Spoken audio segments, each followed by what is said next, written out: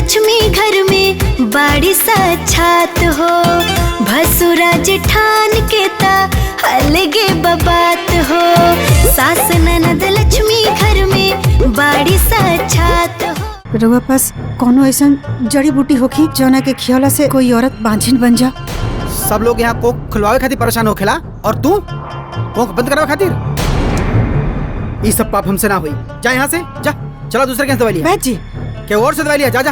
बैठ जी, रउआ जितना पैसा कहे हम दे। हाँ, हमार काम कर दी।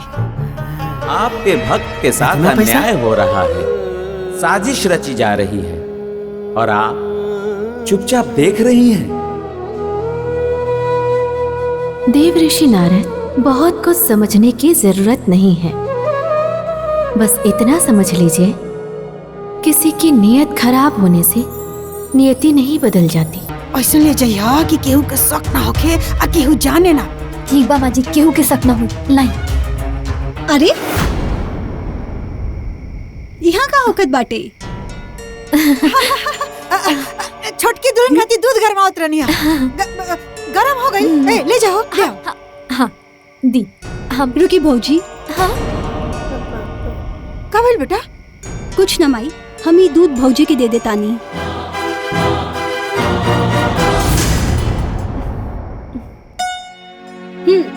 ई भइला बात।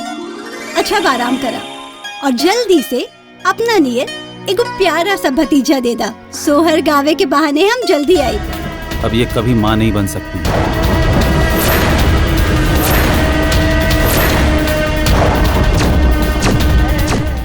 ए रनिया, रनिया, हुक्का लेके आओ।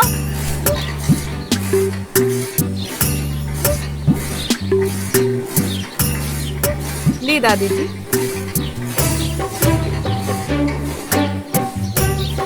हाँ ली बाबूजी। कितना दिन से कहतनी कि रोशनवा के बियाह कर दो लोगन, बियाह कर दो ओकर, लेकिन हमार केहू सुनता बड़ के बरगद बना दे लगन। ए माई, तहार रेडियो जौन स्टेशन पकड़ लेला नु ओके छोड़ेला ना। अरे का छोड़ी बतावा ना, हैं? कब से कहतनी हर चीज उम्र से अच्छा लगेला। अब रोशन के उम्र हो गइल बा, बियाह कर दे लोगन जे हमहू जीते जी अपना आँख से देख ली आ तनी परपोता खेला ली। ए माई, माई रे, अब ते ही बताओ। हाँ। हम का कर सकीला? रोशन पहले ही मना कर देले रहा। ऊ कहत रहल है कि हम पहले पढ़ लिख के कोनो काम धंधा पकड़ ली तब बियाह करब। अब ओकर महतारी आ भौजाई ई दोनों लोग के कोनो लड़की पसंद आई तो अब नु बात आगे बढ़ी। बाबूजी, अरे तो आगे बढ़ी कब, जबले हम मर जाए। अरे अम्मा जी, रउआ इतना जल्दी ना मरे, चिंता मत करी। कहाँ है? हम अमृत के घड़ा पी के आइल बनी का? न खर मुई न खरहर ढही। कहो कैसन बात करते रही हो बाबूजी मरे मराए? ए बबुआ, का बात हो की? तू अपना दादी के तो जानते बाड़ा, ये जौना बात पे शुरू हो जाली तो जब तक वो बात पूरा ना हो जाओ इनके सांस ना आवेला। अब के बेरी तारा बियाहे पे अटकल बड़ी। ए दादी, का चिंता के ले बड़ू? अरे जब लिखल होई सही समय आई हमार बियाह हो जाई। अरे बिना चिंता कइले घर के कोनो काम होखे वाला बा? सारा घर के चिंता तो इहे के बा, तारा बियाह के चिंता इहो ऊपर से। बाकी घर के केहू के कुछ चिंता फिक्र थोड़े बा। ए बेटा, हमरो विचार बा कि कोनो अच्छा लड़की देख के तार बियाह शादी हो जाओ। तार का इच्छा बा? बड़का बाबूजी, बचपन में ही हमारे माई बाबूजी के साया हमारा सर से हट गई। ओकर बाद रउए लोग हमारा के पढ़ौनी बढ़ौनी एक काबिल बनौनी। हमारा बड़का बाबूजी और ये बड़की माई ना है, आप हमार माई और ये बाबूजी हैं। जा आप लोग उनके जौन इच्छा बटे, जे तेरे इच्छा बटे वो आप सब लोग करी। हम आप लोग उनके संगे सहमत रहे। भाई अरे अब तो लड़की पसंद करा लोग, अब कोनो बात के देर बा। हाँ काहे ना। बाकी हमारी एगो शर्त बा। शर्त? कैसन शर्त हो? ई है कि देवरानी हम अपन पसंद के खोजब। ए भाभी, अरे एमे कौन दिक्कत बा? हाँ? अरे तहार अधिकार है भाई। अरे वो सब तो ठीक बा, लेकिन अपने जैसन स्वभाव के मत पसंद करिए रे। अरे नाना दादी कोनो कमी थोड़े ना बा। अब आजकल के जमाना में एक के मॉडल के 2 गाड़ी के लेके आवे तो पतो कैसे आ जाई? हाँ देख दादी, तोरे बाती से हमार मेहरारू नाराज होके चल गई। अब का होई? अरे अब का होई? गोर पर गिर जाई है, मान जाई। ए दादी, हमरा के लेट होते जाए में। हम जात नहीं है। हाँ जा जा। ठीक से जाइए। चल तनी माई। जाई है। ले माई। ए चाचा, हमरो के स्कूल छोड़ दा। फिर वो मेरा गाड़ी छोड़ देला, रोज रोज के ड्रामा बना देला बड़ा। चलो बैठा, छोड़ दे। का भैया, आज फिर से टिफिन भुला के जाता नहीं। ले दा, तू बाड़ू ना, हमारा टिफिन कैसे छूट जाए? जा, चलो बैठा।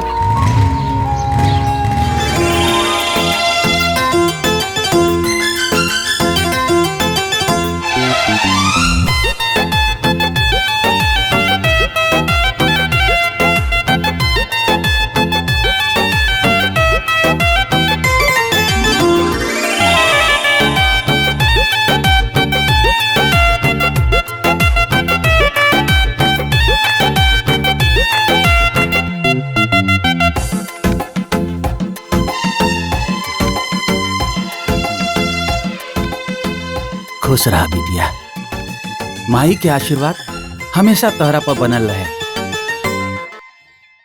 भगवान तहरा जैसन सबके बिटिया दे।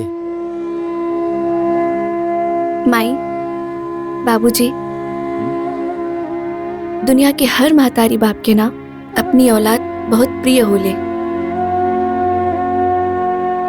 और माई की सेवा करल तो बहुत पुण्य के काम होला ना। हम उहे करतानी। हम माता रानी से यह विनती करतानी कि हमार जीवन माई की सेवा में ही निकले।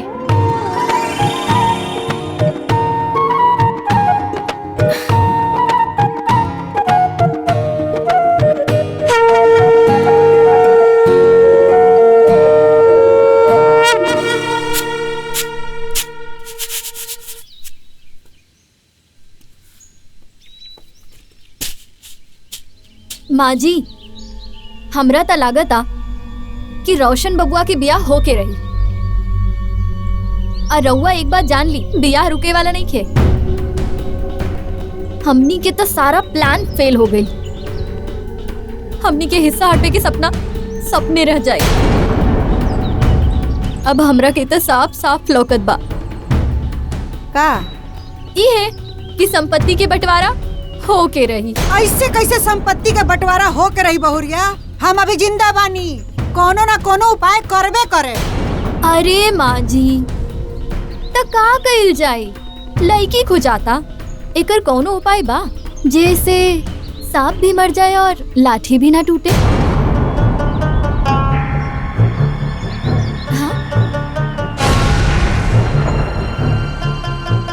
बा एगो उपाय।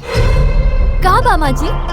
तो सनो खातिर कहीं से एगो सीधा साधा लड़की खोज के बियाह करा दिया, जना के कुछ समझ में ना आवत होके दुनियादारी बकलोले होके साफे, जौन हमनी के बस में होके।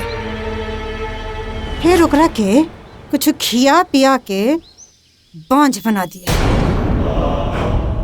ऐसे सांप भी मर जाई और लाठी भी ना टूटी। वाह माँ जी वाह, का दिमाग बराबर मानी के पड़ी। बहुत अच्छा सोच ले बानी रहुआ।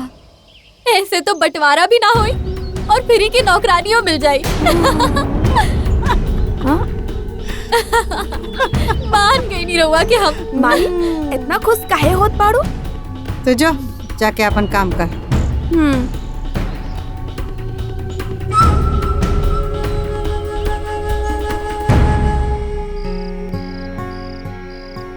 मधु। हाँ माई।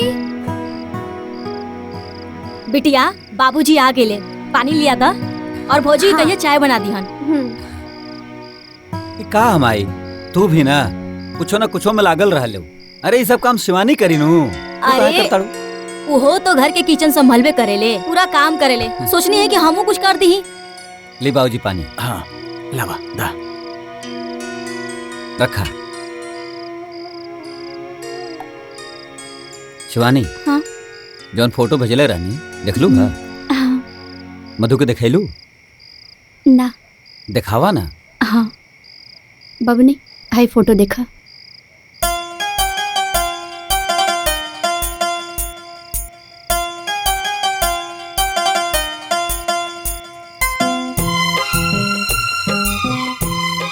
कैसन लागल? पसंद बा तोहके तब बात आगे बढ़ावल जा। रउआ लोग के जवन भी पसंद बा हमके मंजूर बा। हम जाता नहीं अंदर। ए जी हमरा तो लड़का पसंद नहीं खे। काहे माई कौन कमी बा? दुल्हन कहत रहली ह कि लड़का के बाप महतारी नहीं खन। रउए बताई लाके भरल पुरल होई और जौना घर में और सास ससुर ना होइए तो घर में पतों के कोनो इज्जत होखेला? पतों को कोनो ध्यान देवेला? अरे माई सगा सास ससुर ना बड़े तो का भाई, बाकी सब तो बढ़ले बा। दादी बिया, बड़का बाबू, बड़की माई, भैया, भौजी, छोटकी ननद, बड़की ननद सब भरले बा माई। अरे फिर भी अरे सागा में और सब में फर्क होखेला। सागा सागा होखेला और पटीदार पटीदारे होखेला। अरे ऐसन बात ना बा सूरज के माई, ना बा ऐसन बात। वो लोग बड़ा अच्छा और सुलझल परिवार बा, बड़ा संस्कारी लोग बाड़े। आपन सगा बेटा से बढ़कर मान सम्मान देवेले उनके के। देखा घबराए के कोनो बात नहीं खे। बड़ा भाग्य से ऐसन घर परिवार मिलेला माई। हाँ अरे माई होकर ससुर तो देवता बाड़े, देवता। ठीक बा जाई लोगन तय तमान करके आई। तो ठीक बा तो शुभ काम में देरी कैसन है? काले चलकर बात कर लियल जाओ।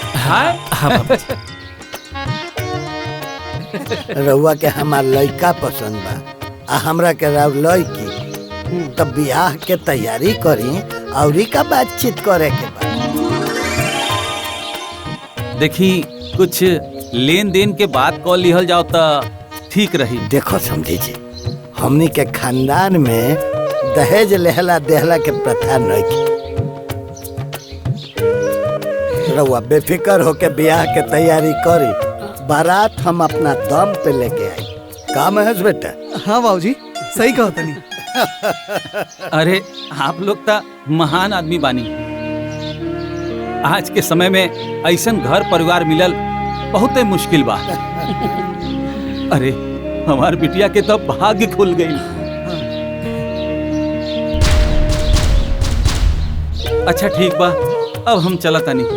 अच्छा हाँ बाकी रउआ से एक के बात कहे के बा कि हमरा बरतिहन के कोनो आदर सत्कार में कमी ना होके के चाहिए। मर मीठा थोड़ा ज्यादा मंगा लिया, काहे के नमूना तो रउआ देखते बनी। ये 10 पे के गो भारी बा। का भैया हमारी इज्जत खराब कर देना है? हे दमोदर बेइज्जती होकर होला जेकर इज्जत होला है? अच्छा अब हम चलते हैं। अच्छा प्रणाम।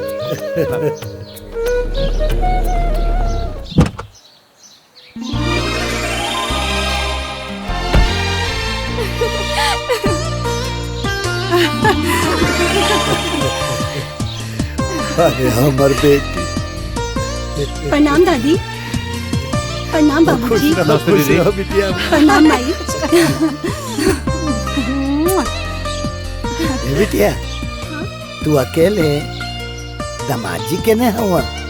बाबूजी उनकरा के कुछ जरूरी काम आ गेल रही। लेकिन तू थोड़ा का सा देर कर देलू। अबे बर देखवा लोग गइला। लेकिन हाँ रोशन के ब्याह तय हो गए। का? रोशन के ब्याह तय हो गई? बहुत ही सुंदर। अब तो हम ब्याह करा के ही जाए। का हो रोशन? हाँ दीदी और न तक जबले हमार बियाह ना हो जाई तारा के हमनी के जाहू ना दिल जाई। तारा यही जे रहे के बा। ए महेश के माई बिटिया के ले जा कुछ चाय नाश्ता करवावा। हाँ हाँ चल बेटा चलिए। चले दीदी। और कैसन बाड़ू? ए महेश, हाँ, जा बेटा हाँ, गाड़ी से बैग उतार ले आवो। चला उतर ला।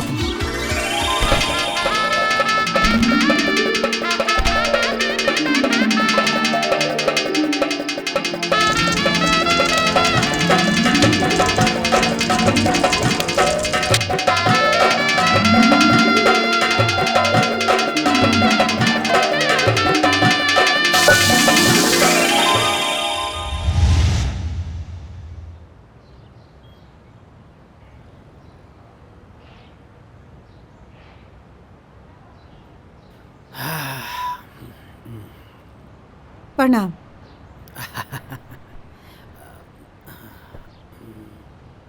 बैद जी। हाँ बताई का परेशानी बा? परेशानी तो कुछ नहीं खे। तो फिर यहाँ का करे आयल बानी? बैद जी हम ये खाती आयल बानी कि रउआ पास कोनो ऐसा जड़ी बूटी होखी जौना के खियौला से कोई औरत बांझिन बन जा। सब लोग यहाँ कोख खुलवावे खातिर परेशान होखेला और तू कोख बंद करावे खातिर? ये सब पाप हमसे ना हुई। जा यहाँ से जा, चलो दूसरे के दवाई लिया। बैद जी के और से दवाई लिया, जा जा। बैद जी रुआ जितना पैसा कहे हम दे। हाँ हमार काम कर दी। इतना पैसा? अरे इतना रुपया में तो हम अपने पूरे परिवार के बाज बना सकीला। समझा तोहार काम हो गई। बड़ा कृपा है। कयामूल, पुनर्वा, बहेरा, धतूरा, कंटकारी, पुनर्वा, इला कुल सामान ई कुल एक्के में पीस के दूधे में, चाय में, पानी में, खाना में, जूसे में जमन मन करी ओ मने के पिया दी होके। बाकी बैद जी ये सब हमरा मिली कहा? रउए कौन उपाय बताई? उपाय बाकी और कुछ पैसा लगी। हाँ तो हली ना। समझा काम हो गई।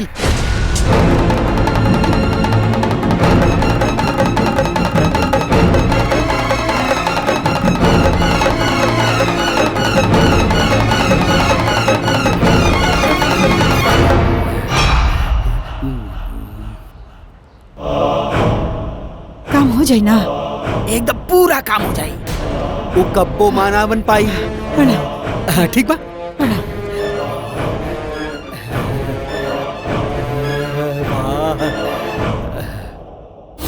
नारायण नारायण। प्रणाम माते। माते, आपके भक्त के साथ अन्याय हो रहा है, साजिश रची जा रही है और आप चुपचाप देख रही हैं। देव ऋषि नारद, बहुत कुछ समझने की जरूरत नहीं है। बस इतना समझ लीजिए, किसी की नीयत खराब होने से नियति नहीं बदल जाती।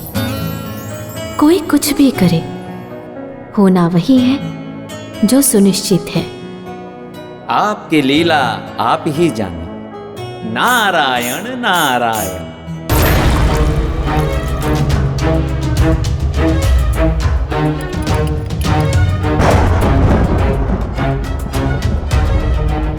दुल्हन, हाँ खूब बढ़िया से मिला दे। ठीक ना?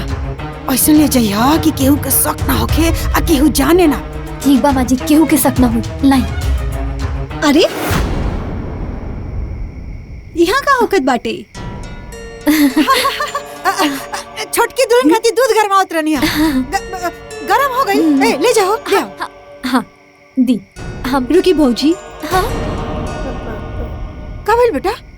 कुछ न माई, हम ही दूध भौजी के दे देतानी। दी।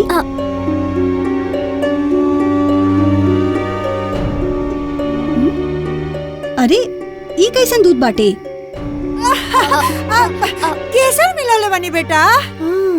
केसर मिलाले बानी, ऐसे दूधवा के रंग ऐसा हो गइल बा। माई, तू भौजी के कितना ख्याल रखेलू? आओ ना तका।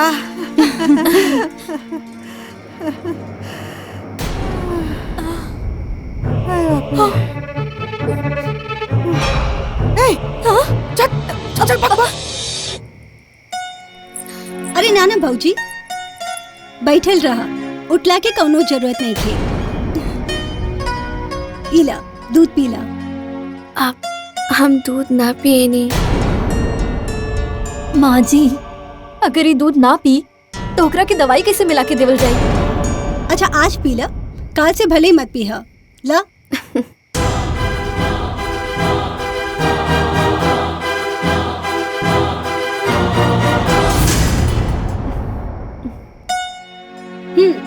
ई भइला बात। अच्छा अब आराम करा और जल्दी से अपना नियत एगो प्यारा सा भतीजा दे दा। सोहर गावे के बहाने हम जल्दी आई, ठीक बा? अजब लीला है, बांझ होने की दवा पिलाकर बोल रही है कि भतीजा दे दो। नारायण नारायण।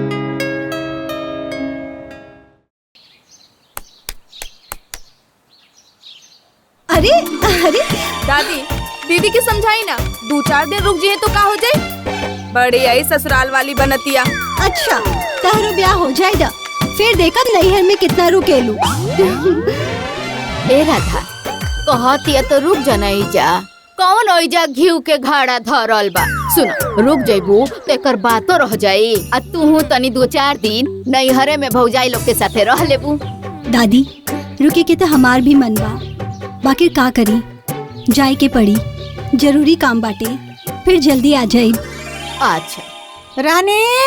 हाँ माई। अरे लौकी छिल दे छौके के बा। हाँ फिर जल्दी आई दादी। गोड़ लागत तानी दादी जी। खुश रहा, खूब खुश रहा। गोड़ लागत तानी तू दीदी जी। धनहा पुत फल, सूरज भगवान तहार सुहाग बनौले राखस। खुश रहा। अरे भाभी बैठी ना, अपने घर में काहे शर्माता नहीं, बैठी ना। ना हम ठीक बानी। ए राधा के माई। जी माँ जी। अरे रोशन के माई वाला गहनवा लिया के छोटकी दुल्हन के दे दो, एकर अमानत तू हो। आज बुझाता आज के दिन बड़ा शुभ हो। बताई माँ जी, जब से छोटकी बहू आइल बाड़ी, बुढ़िया पूरा के पूरा पगला गइल बाड़ी।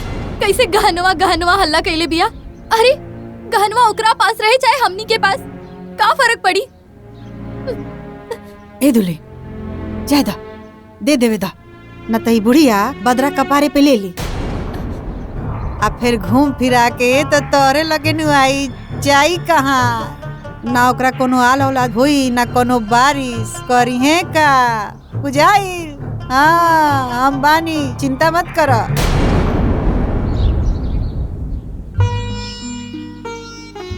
दादी रहे दी ना, हमरा के जब जरूरत होगी तब हम अम्मा जी से ले लेब।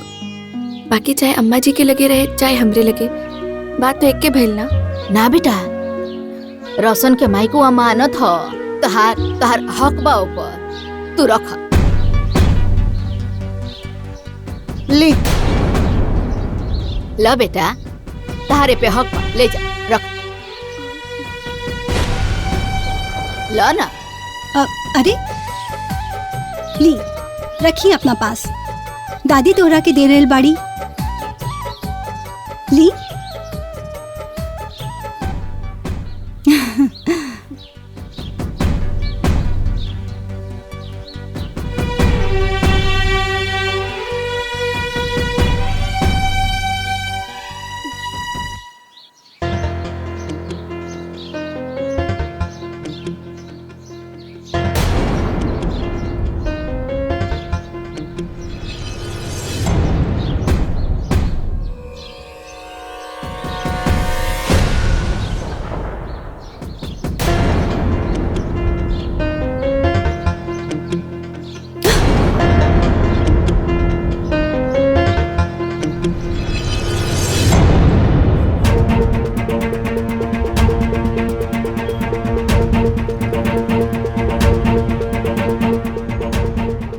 डॉक्टर साहब, सब रिपोर्ट ठीक बा ना? नहीं, रिपोर्ट तो ठीक नहीं है। गलत खान पान की वजह से इनका यूट्रस खराब हो चुका है। डॉक्टर साहब का मतलब? मतलब कि कोई एक ऐसी चीज जिसका लगातार इन्होंने सेवन किया, जिसकी वजह से इनकी बच्चेदानी खराब हो चुकी है। अब ये कभी माँ नहीं बन सकती।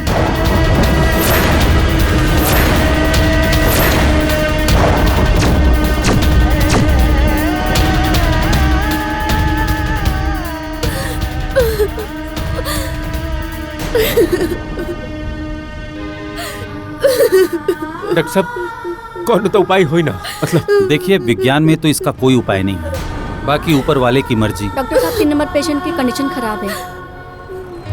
Excuse me. डॉक्टर साहब सुनिए ना डॉक्टर साहब।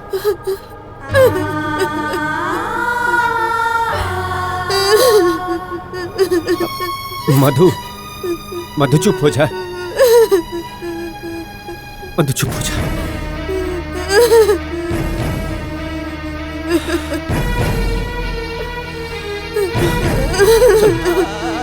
चलो उठा।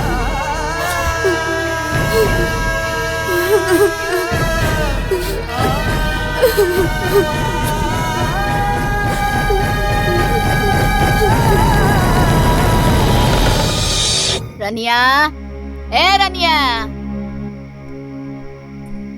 जब देखा रनिया रनिया रनिया, का भइल बतावा?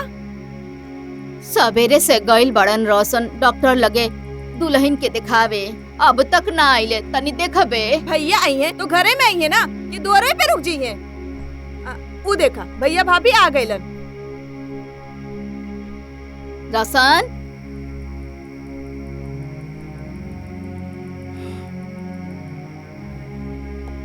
दुल्हन का भइल बा हो? रो तारू का भइल भाभी? का कहला सा डॉक्टर?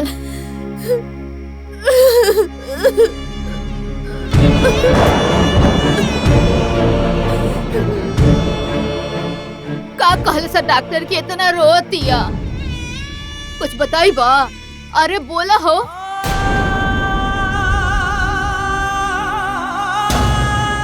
डॉक्टर साहब कहलन की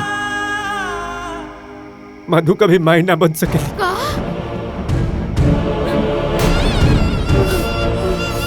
हे भगवान।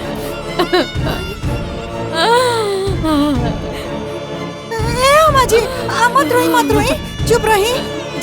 जाके ऊपर लेके समझावे के न पड़ी। रोवे तो कैसे काम चली? हाँ चुप हो जाए, समझाई ओकरा के।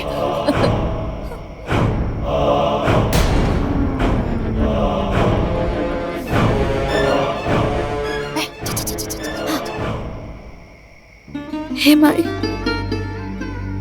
बचपन से लेके आज तक राउर हम पूजा कहनी, भक्ति कहनी, रउआ ओकरा बदला हमरा के ई देनी। अरे हम ऐसा कौन पाप कर देले रहने की रउआ हमरा के 5 बना देनी? काहे कहनी माई रउआ हमरा साथे ऐसा काहे कहनी? ऐसा का भूल हो गइल रहे? ऐसा का भूल हो गइल रहे बताई?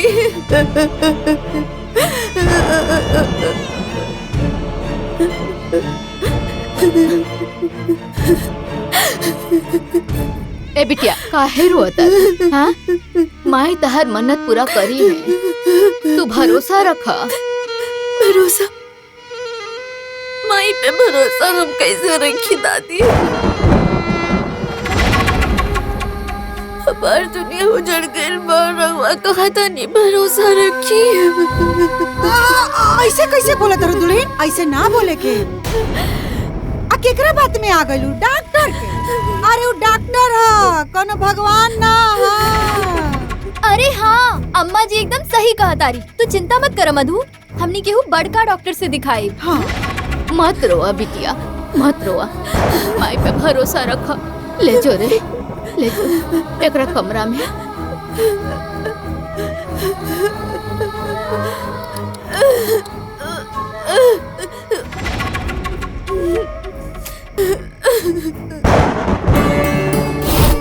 नारायण नारायण। प्रणाम माते। माते, ये सब क्या हो रहा है माते? मुझसे ये सब देखा नहीं जा रहा है माते। आपका ही तो कहना था, किसी नियत से नियति नहीं बदलती, परंतु यहाँ तो सब कुछ उल्टा हो रहा है माते। नारायण नारायण। अब आप क्या करेंगी माते? धैर्य रखिए देव ऋषि नारद, आप बस देखते जाइए।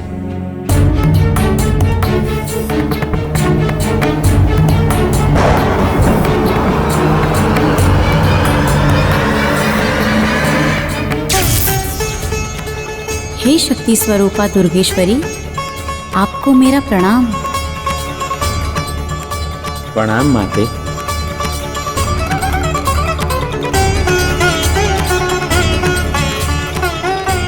हे आदिशक्ति, आपने किस प्रयोजन से मुझे याद किया?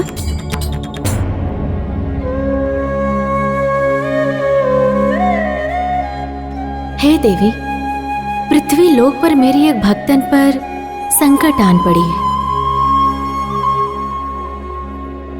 परंतु हे जगत जननी जगदम्बे, आप स्वयं कष्ट निवारणी है, फिर मुझे बुलाने का क्या प्रयोजन है? प्रयोजन है देवी, आप पुत्रदायिनी है छठी मैया, समस्त संसार को पुत्र प्रदान करती हैं। मेरी भी एक भक्तन को पुत्र प्रदान कर उसका कल्याण कीजिए, यह आपका दायित्व है देवी। अवश्य। जो भी मेरे शरण में आता है, मैं उसकी हर इच्छा पूरी करती हूँ। मेरे शरण में आने के बाद उसका कल्याण हो जाता है।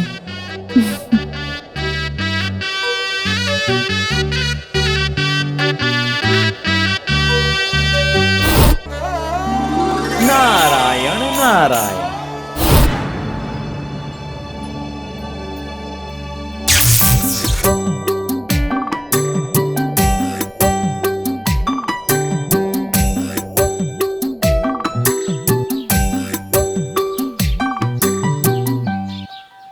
घर में केहू बा? भिक्षा दे दी माई।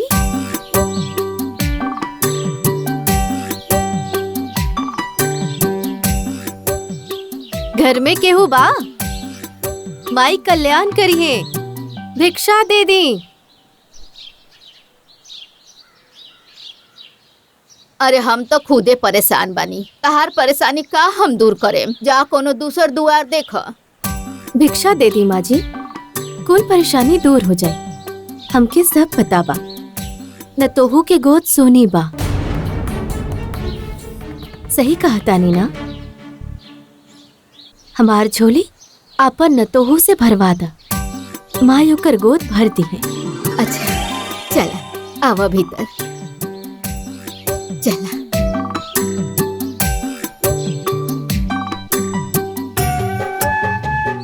छोटकी, ए दुल्हन। हाँ दादी।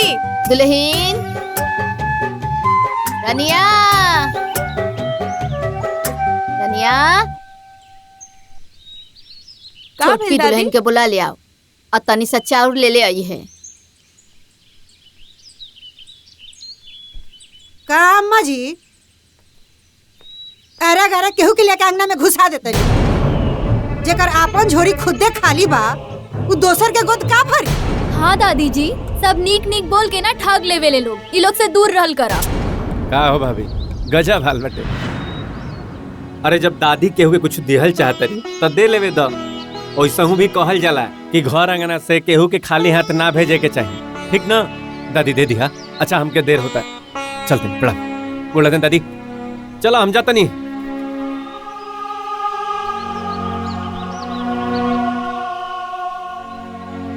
इनका झोली भर दा, इनका आशीर्वाद से तहार झोली भर जाई।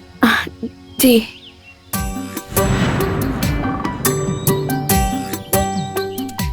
आशीर्वाद दिया हमारे। पुत्रवती भवा।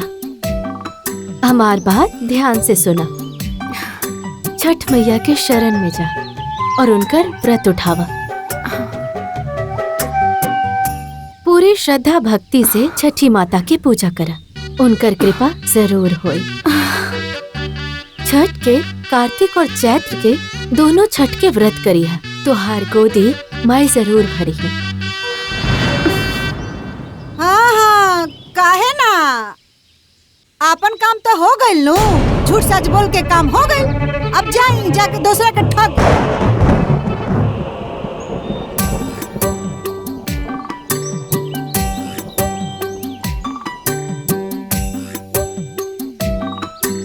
तोहार नियत साफ नहीं खे,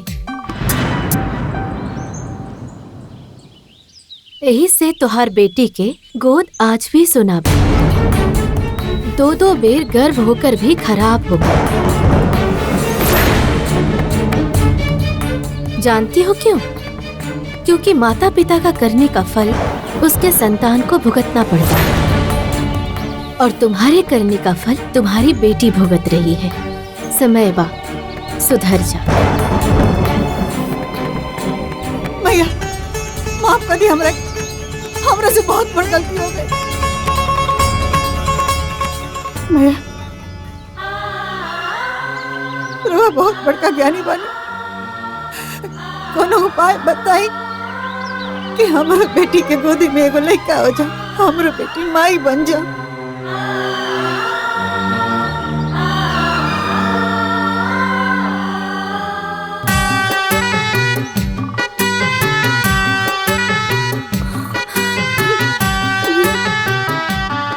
छठ माई के कृपा से सब ठीक हो जाए।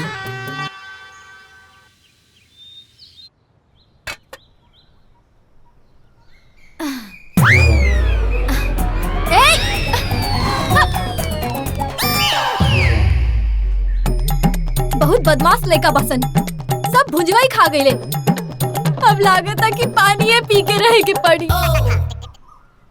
जय हो जजमान, जय हो। अरे दामोदर जी बाड़न का हमके उनसे मिले। पंडित जी जान बचा ली हमार। का भइल जजमान? अरे जब से प्रयागराज में संतान प्राप्ति खातिर दिया जलैले बानी, तब से बच्चन के लाइन लग गई पंडित जी। अरे त दुइये ठुन बा। दू गो हाउ देखी। ये सब राउर बा। ना त का भाड़ा पर लेके आइल बानी। ए पंडित जी कुछ उपाय निकाली, ना तो हम ना जियब। ठीक बा। जजमान कहाँ बाड़न? जजमान उहे दिया खोजे गइल बाड़न। पंडित जी कुछ मंत्र मार के दिया बुताए के काम करी।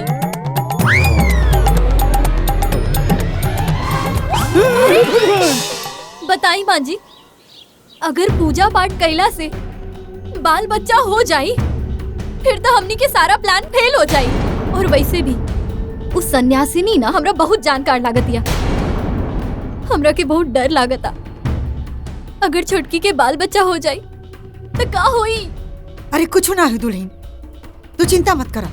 बस हम जैसे जैसे कहे ठीक वैसे वैसे करी। का करी? ओकर पूजा भंग कर दा। पूजा का माँ जी? अरे पूजा कैसे भंग करब? अरे दुल्हन प्रसादी जूठा कर दो, खाना में नमक बेसी मिला दो। जब पूजे सफल ना होई तब फल कहाँ से मिली? अरे वाह माँ जी वाह, राउर दिमाग के तो सच में माने के पड़ी। का दिमाग बराबर। बिस्खोपड़ा है, बिस्खोपड़ा नहीं है।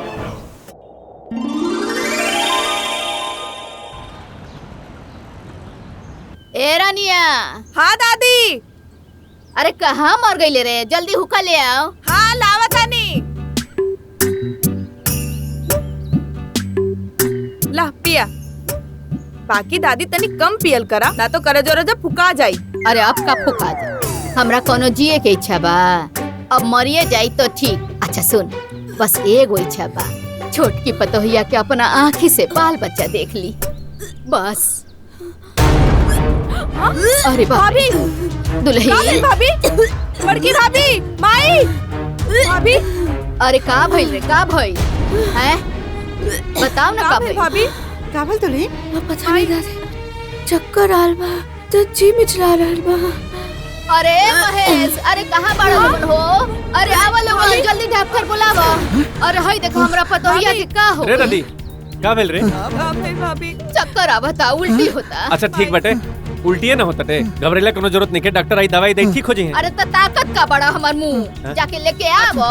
अच्छा ठीक बा लेके आवत ए रोशन तू रुको ए मैं हाँ बाबूजी जाता तू लेके आवा डॉक्टर अरे के का हो गइल रे दुल्हन? दादी तो चिंता मत करिए, जल्दी जो।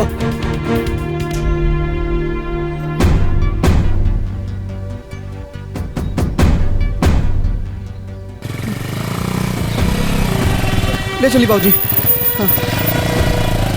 आई डॉक्टर साहब आई चलिए। आई डॉक्टर साहब आई।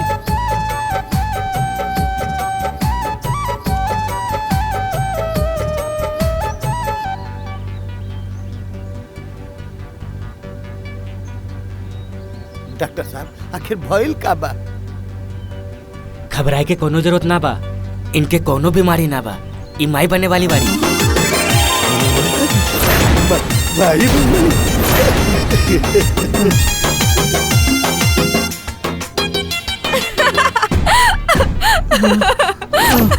छठ मैया के शरण में जा और उनकर व्रत उठावा। पूरी श्रद्धा भक्ति से छठी माता की पूजा करा, उनकर कृपा जरूर होई।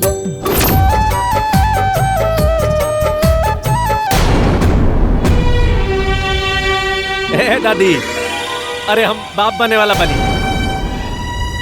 बड़की माई तू दादी, तू बड़की माई बने वाला बड़ू, तू बुआ। बाबूजी दादा बने वाला बड़ा, तू भैया बड़का बाबू बने वाला बड़ा, बड़का भाई। हे छठी मैया, रउरा आशीर्वाद से हमार परिवार संपन्न हो गई। आगे अपन कृपा बनौले रखब छठी मैया। का माँ जी, हमनी कितना कुछ कहनी, हमनी के सारा किया धराइल पर पानी फिर गई। अरे ओकरा के दवाई दे दे के बांझ कहनी, ओकर सारा पूजा पाठ भंग कहनी। फिर ये सब कैसे हो गई? हमरा तो बहुत चिंता होता कि अब का हुई। अरे अब तो पेट में बच्चों आ गई बा। बच्चा अभी पेटे में नुआइल बा दुल्हन, धरती पे नहीं नुआइल। चिंता मत कर, हम तरह के जैसे जैसे कहब न तू ठीक वैसे वैसे करत जाइए। अब फिर देखो आगे आगे का होता। ठीक बा माँ जी। हाँ बेटा, गोड़ लगतानी माई। खूब खुश रहा हमार बेटी, खूब खुश रहा। का हाल बा? सब ठीक बा माई, और आज हम बहुत ही खुश बानी। तहरा खातिर एगो बहुत ही बड़ खुशखबरी बा। हमरा खातिर खुशखबरी बा? हाँ माई। कैसन खुशखबरी हो? अरे माई, तू नानी बने वाला बाड़ू। सचो? हाँ माई, हम नानी बने वाला बानी। चुप चुप जिया हमार रानी, हमार जिया चुरा दिलू है दादा। एक खातिर हमार काम तरसत रहे। एगो काम करा, हाँ? तू अपन ख्याल रखियो। अच्छा। हम नो महेशवा के बहुत जल्दी भेजे तरह के ले आवा खाती। हाँ ठीक बा माई। हाइला अपना भौजाई से बतियाओ, गोड़ लगा। हाइला हम तनी बाकी लोग के खुशखबरी देके आओ तनी। हेलो। अरे दादी चिंता मत कर, हैं? तनी बहू के काम करे दे, शरीर में ताकत बनल रही। ए रोशन, काल कोनो बड़का डॉक्टर के ले जाके दुल्हन के दिखावा। अब कोनो ताकत के दवाई दियई हो। हाँ, टॉनिक। ए ददिया, तू चिंता काहे खातिर करत? ए बार हम जातनी ऑफिस, कल हम पक्का दिखा दे। बस खुश। प्रणाम मामा जी। आज हमने खातिर सच बहुत शुभ दिन बा। दूधू को खुशखबरी बा आज। का भइल? अरे रवा दादा बने के साथे साथे नाना बने वाला बानी। अरे सही में हमरा घर बहुत बड़ा खुशी आइल बा। एकदम सही। ए जी सुनी ना, एगो काम करी, बेटिया के ही ले ले आई, काहे कि उजा ध्यान वान रखिए सन ना। हाँ, और वो जानते बानी कि दूधू का बच्चा नुकसान हो गइल बा। अब कि हम लोग बड़ा सावधानी बरते के चाहतनी। बड़की माई तू परेशान मत होकर, हम जाके बहनिया के ले ले आई। हाँ? ए रोशन, तू ऑफिस के काम देखा, तू मत जा, हम चल जाए। ठीक बा? ठीक बेटा। अच्छा हम जाते नहीं हैं? चल रे।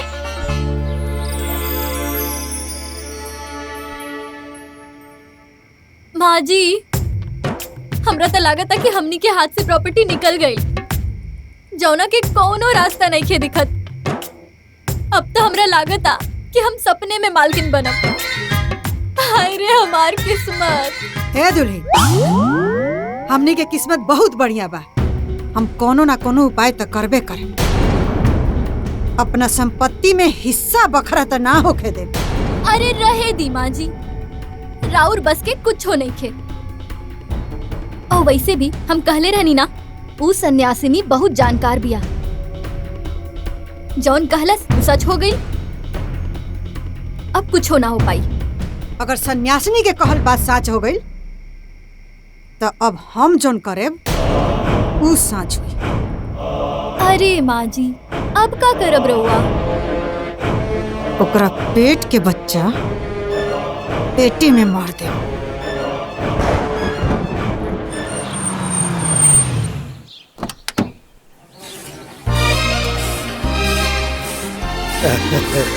बिटिया आइल बा, चल चल चल।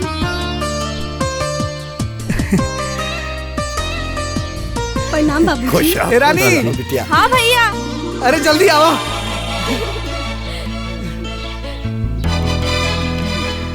प्रणाम दीदी। अरे खुश रहो खुश रहो। ठीक सब बा। ठीक बा। ए बिटिया, हाँ बाबूजी। दीदी के भीतर ले जा। चला चला। हाँ हाँ बैग लेके आओ। चलो बहनी। जीजा जी ठीक बारे ना? हाँ बिल्कुल ठीक बानी। हाँ चलो बाबू। दादी, दीदी आ गई। अरे वाह। प्रणाम दादी। कैसन बाड़ू? एकदम बढ़िया दादी। अच्छा। माई प्रणाम। खूब खुश रह। कैसन भी हमार सब बढ़िया माई। ठीक बाड़ू। गोड़ लगता नहीं दीदी। अच्छा कहलू दीदी जी आ गईलू, हमार भी मन लाग जाई। और कैसन बाड़ू? ठीक बानी। सब ठीक ना? बैठो बिटिया, बैठी। हाँ। अरे रउआ लोग बैठी, हम चाय बना के लावत हई। चाय वाय छोड़ो, गरम दूध लेके आओ हमारा बेटी खाती। ठीक बा। अरे गोलू, कैसन बाड़ा? बैठो। अरे बड़ा बदमाश हो गइल बा। अच्छा। हाँ।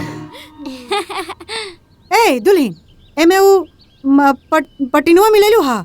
हाँ हाँ मिलौले बानी। का मिलेलू है में? प्रोटीन। ई प्रोटीन का बा? अरे का होला रे? अरे दादी, प्रोटीन पाउडर होखेला, एकरा पीला से ताकत आवेला। अच्छा, तो तनी छोटकियों के मिला के दे दसन। एकरो के हिस्ट पुष्ट होखला के जरूरत बनू, तनी ताकत हो जाओ एकरो। तो रउआ का बुझाता ना दियाला, दियाला। बाकी रउआ हमने पर विश्वास होके तब नु। तो एगो काम करी, जब हमने पर विश्वास नहीं खेनू तो रउआ उनकर सेवा टहल करी। हाँ तो हम कॉल ले, इतना हमार जांगर बा, हम इतना कमजोर नहीं खी, हम कॉल ले। हाँ तो करे ना, क्या रोकले बा रउआ के? हाँ तो करम ना। करे ना। रोज रोज के रउआ धंधा हो गइल बा। हर अरे चीज जा ना। टुपुर टुपुर करत रहे के। अरे माई, दादी कुछ कह देली तो बतंगड़ बनावे लगलू। हम बतंगड़ बनाओ तनी। दादी ना तो हम बनाओ तनी। रउआ बैठी। लाई भौजी, दी हम दोनों जन यही में से पी ले। दी एक काम करी, ई रउआ पीली, छोटकी खातिर हम लेके आवतानी। जा। माई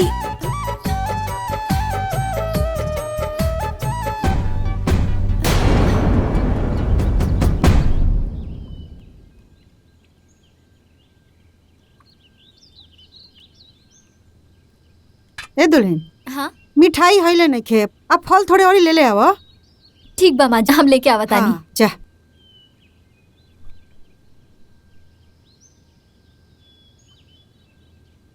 रानी बिटिया, ये सब का होता हो? अरे दादी, तोरा के नहीं पता?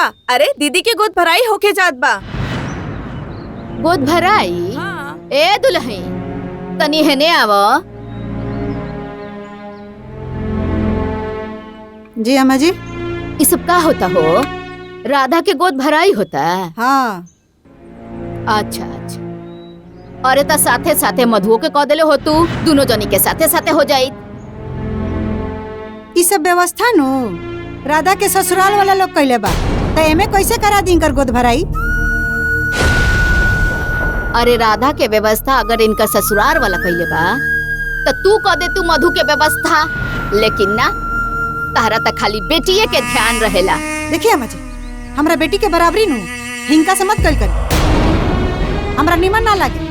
आ ज्यादा इच्छा राउर बा तो रोवा खाने की कदे तू मना करता करे।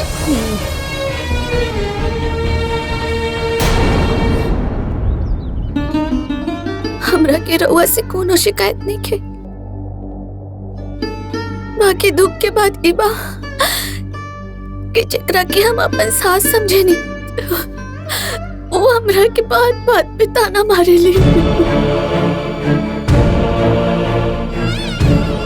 हमार का गलती बा, का गलती बा। हमरा के कुछ समझ में नहीं किया कि हम का करे। रवा हमरा के कोनो रास्ता दिखाई, कुछ रास्ता बताई।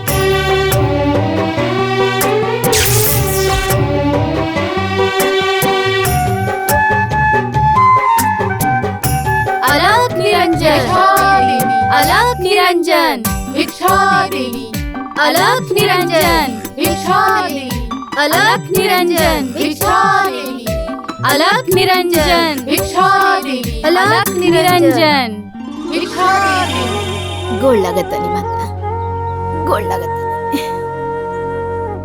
प्रणाम सबके हो। अहो भाग्य, जरा और फिर से दर्शन हो गई। माई दुआ केलू, पोती का तो गोद भराई कर दी हो और नतोहू की गोद भराई नहीं की।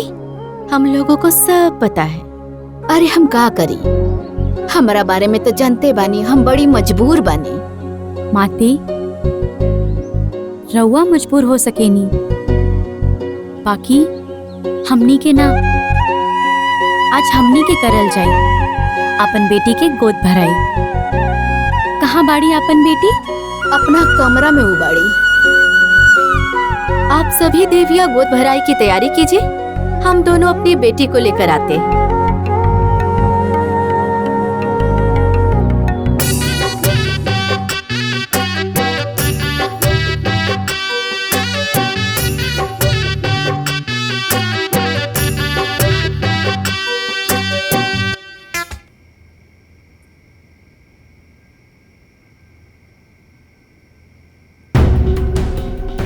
दुल्हन,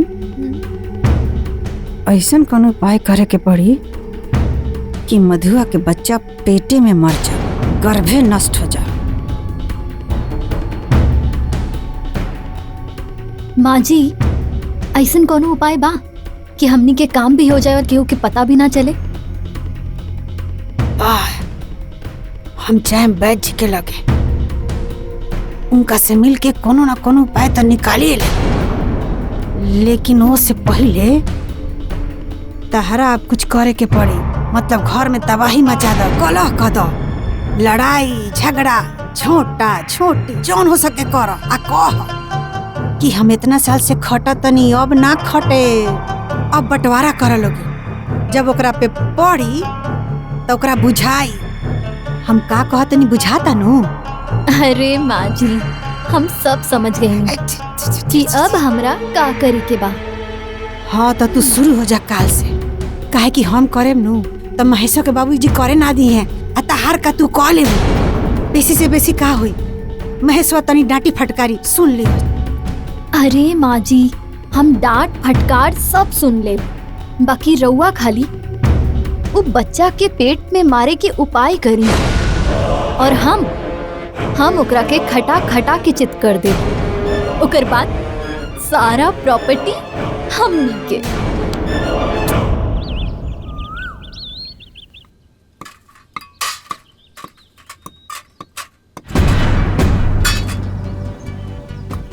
ये चूड़ी कैसन बा?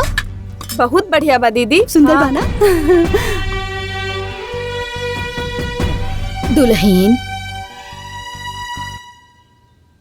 का चाहता रू? सब ओकर अवस्था जानते हुए भी एकरा से अकेले काम करवावता रू। तू नहीं खू कर सकत त का करी अकेले? हाँ, घर बाहर देखी कि रसोई? अरे तो ऊ महारानी का करता रही, उनका से कह। का हो दुल्हन? और ओकर सब अवस्था जानते हुए भी तू ओकरा से काम करवावता रू। तू काम नहीं खू कर सकत? आए हो दादा, हाय देखा का कहे के मतलब बराउर हाँ कि हम कोनो काम न करीला का? अरे जब से हम बियाह करके घर में आइल बानी ना, खटत खटत हमार दिन बीतता। ई महारानी जी एक दिन तनी सन काम का कर देनी, राउर छाती फटे लागल। वाह, जाई दी भौजी, चुप हो जाई। दादी बिल्कुल सही कहत बानी, ए समय भौजी के आराम की जरूरत बाटे। अरे राधा बबली रउआ के कुछो नहीं खे मालूम। जब से रोशन बबुआ के बियाह भइल बा ना, तब से ही तू आँखी करताड़ी। अरे अब तो बर्दाश्त से बाहर हो गई बा। अरे इन घरा के छुई मुई बना के रख ले बानी और हमरा के नौकरानी। अरे आही ये दादा, हमरा के कहां से कलंक लगावती है, हे भगवान। अरे हम तो सबके एक निगाह से देखा तनी, काहे कि सब हमरे नु खून। हाँ भौजी शांत हो जाए, अब बात के खत्म करी ना। अरे ना ना, अब हम कुछ ना करब। अरे ये घर खातिर हम का कुछ ना कहनी। हाँ बाकी देखा, हम तनी सन बीमार का पड़ गई नी, तनी सन आराम का कर लेनी, ये तो पूरा घर में हंगामा मचा देली। ए बड़की दुल्हन देखा, ऐसे ना बोले के, बूढ़ बुजुर्ग नु हई, बोले की आदत है ना। माँ जी अब कुछ होना होगी, अभी घर में खाली बंटवारा होगी, बंटवारा।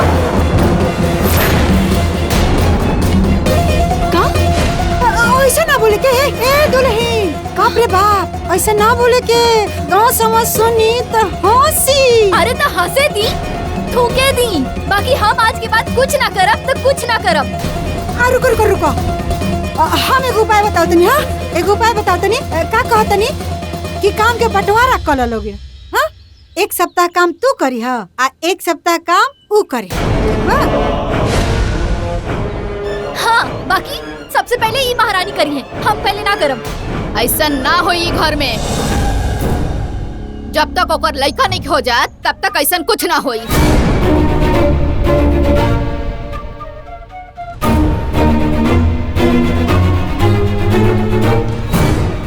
दादी रहे दी ना, हम सब काम कर ले धीरे धीरे, छोड़ दी। जाए दुल्ही, जैसन तू करत अरुनु ओसने पाइबू। भगवान सब देखत रे, जे जैसन करेला नु ऊ वैसने पावेला। आ पूत भतार के आगे आवेला। हाँ जा।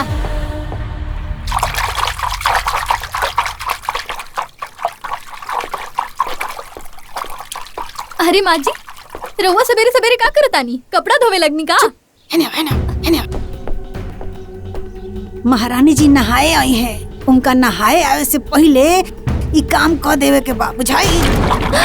वाह माँ जी का दिमाग भराओ। सुनी माँ जी, ये काम हम अपन शुभ हाथ से करके चाहते हैं। क्यों आ जाए? चल।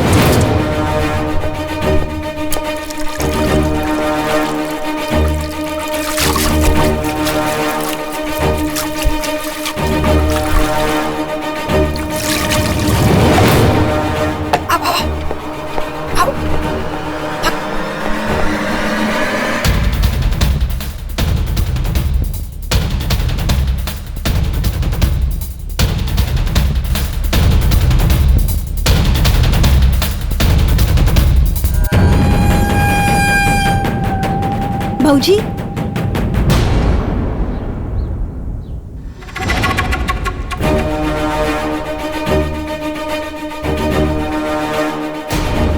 भौजी 2 मिनट रुकी।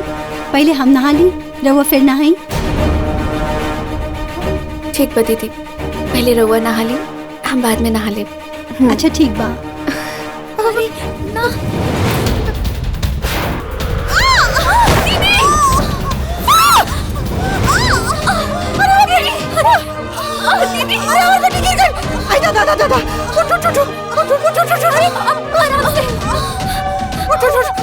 ले चलो ना, ले चल। अरे बाप रे बाप, ए बेटा तू ठीक बाड़े नु? ठीक बाड़ू ना, कहीं चोट त ना लागल? बाप रे, ही बतावा ये कैसे हो गई? अरे का भइल रे, काहे चिल्ला तरसन? का भइल? अरे अपन लाडली से पूछा कि का भइल? अरे ई त इनका किस्मत बढ़िया रहल जे इनके गिरला से भी कुछ ना भइल, ना तो आज हमनी केहू के मुंह दिखावे के काबिल ना रहती। दीदी तू ठीक बाड़ू ना? हाँ हम ठीक बानी। भौजी रहुआ ठीक बानी ना? बाप रे बाप, बताओ तो ई सरफ के पानी क्या गिरावल छ रे? जानबूझ के गिरावल बा कि हमार बेटी आवे आ गिर जाओ, ओकरा साथे कुछ उल्टा सीधा हो जाओ, जानबूझ के गिरावल बा। जरूर एमे केहू ना केहू के हाथ बा। अम्मा जी देख ली कैसे दम साथ के खड़ा बिया और दुलारी, देख ली। हाँ बस माई चुप हो जाई। भौजी गिरवली ना हा, बल्कि हमरा के बचवली हा। अरे अगर ई ना रहती तो आज हमार दशा कुछ और होत। और ये साबुन के पानी ई ना गिरवली हा, बल्कि ई तो पहले से गिरल रहल। और तू लोग बिना बात के बतंगड़ बनावत बाड़ू। अरे भौजी तो हमार सामने आईली हा। अच्छा चलो चलो चलो चलो चलो चलो चलो आराम करो, चलो चलो। अरे आराम बेसी मत सोच, चल चल। अरे तू का खड़ा होके देखा तारू, ले जो दुल्हन के। हाँ हाँ हाँ, चली भाभी।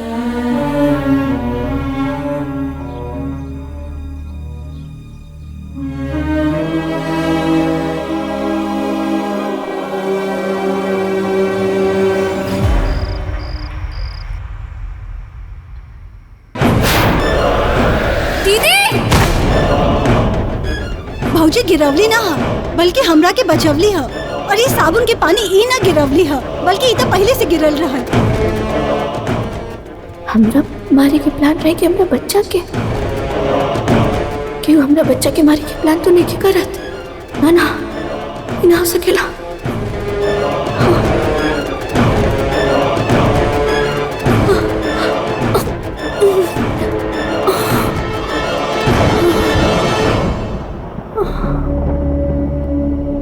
ऐसा ना हो सकेला। हमरा साथ ऐसा ना हो सकेला। हे माई, हमार रक्षा करिया माई, हमार रक्षा करिया माई।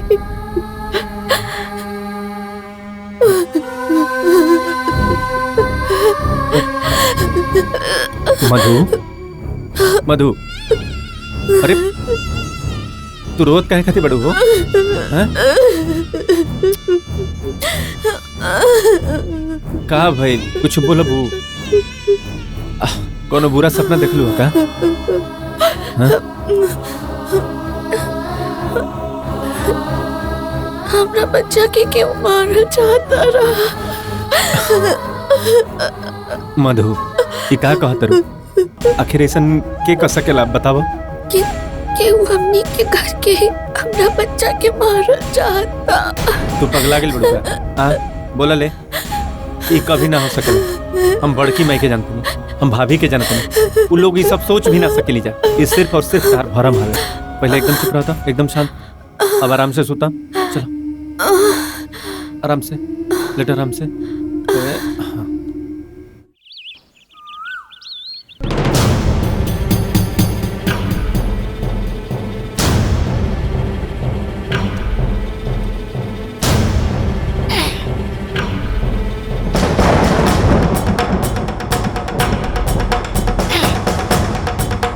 माँ जी तनी जल्दी जल्दी करी ना, केहू आ जाए तो हमनी की भांडा फूट जाए। हाँ हाँ तो चारों तरफ देखत रह, केहू आवे ना पावे।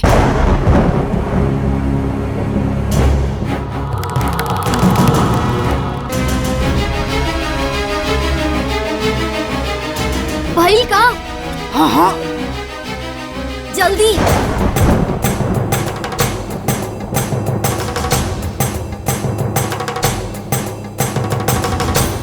माँ जी भइल का? आई, जल्दी आ।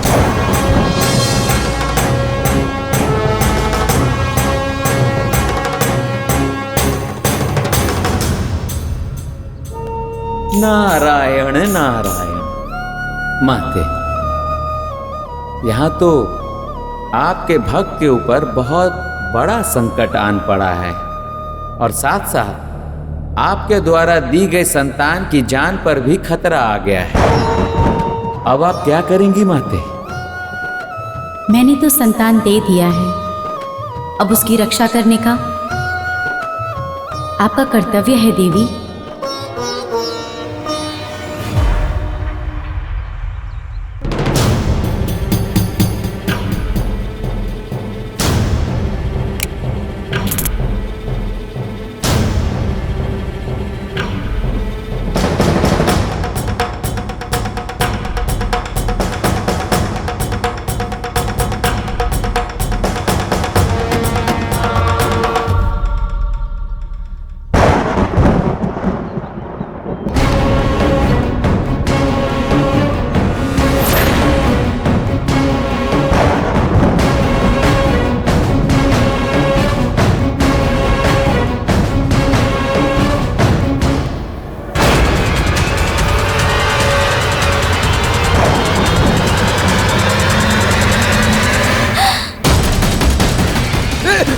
मधु मधु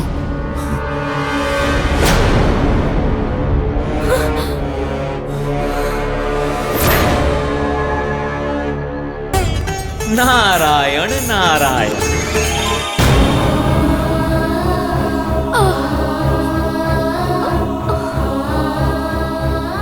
ए छठी मैया, रउआ हमेशा अपनी बच्चा के जान बचाऊंगी। रउआ आज फिर से जान बचा लेनी। जय छठी मैया।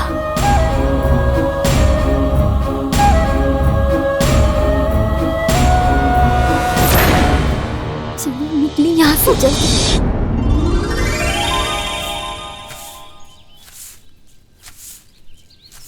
ए दुल्हन, झाड़ू वाड़ू लगा के पानी लिया के अंगनवा के साफ से धो दिह। कार्तिक छठ माई के पूजा में बड़ा साफ सफाई रखे के होला। हाँ अये बड़की, अब तू आज से ऐजा बर्तन मत धोल कर। पूजा बा कार्तिक छठ माई के, जनते बाड़ू। ले जा रसोई घर के पास बर्तन धो। ठीक बा दादी, लाई झाड़ू हम लगा देता नहीं। अरे ना, तू झाड़ू मत मार। तू जो साफ एक बाल्टी में पानी ले आ और तू पूरा आंगन धो। हाँ ठीक बा दादी।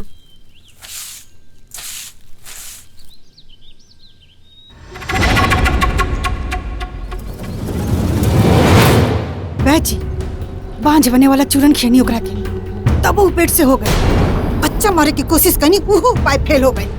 अब रउआ कोनो दूसर उपाय बताई बस। घबरा जिन, एक दवाई हम बना देता नहीं, ऐसा के पिला दिया, समझा समस्या का हो समाधान हो जाए। बच्चा पेट में ही मर जाए। पक्का? 100%।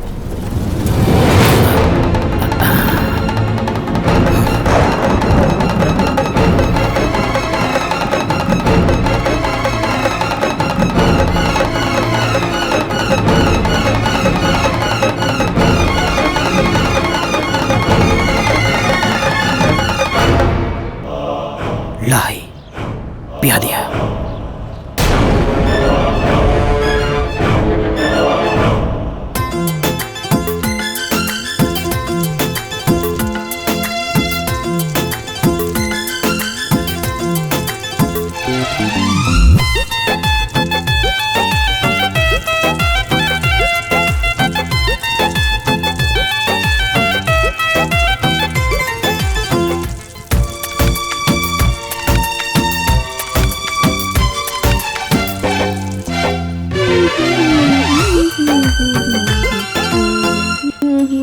ए रनिया, हाँ रोशन के बुलाओ, डाला उठावे के। हाँ ठीक बा, बुलावतानी। ए दुल्हन, तोहार ये हालत में गंगा जी गल ठीक नहीं खे, समझ गईलू। तू तो उपवास बढ़ ही बाड़ू, हम जाके घाट पर अर्घ देव। दादी हम कर ले।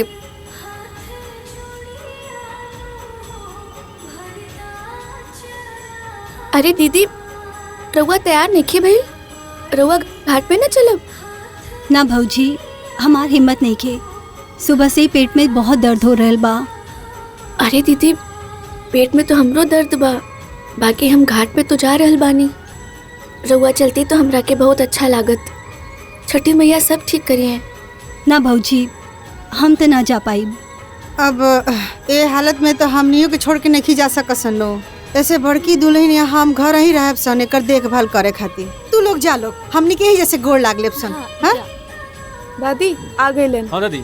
ए रोशन, आ महेश, तू लोग डाला ले चला लोग। आ धर्मो, तू गन्ना ले चला। ठीक बा। अरे ठीक बा। ढोलुआ नहीं खेलो का, कहाँ बा? अरे गोलुआ जोन बा उ दलानी में बा दादी, ओई जस ले जाई। ओके चलो ए बाबू।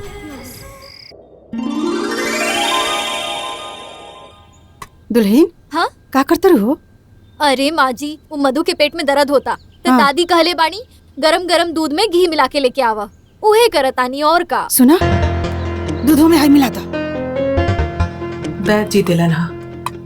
कहला हम दूध में मिला के पिया देव, तब पेट के बच्चा पेटे में मर जाए।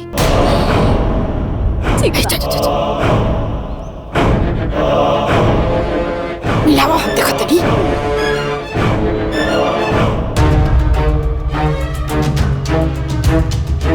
हाँ, ताता।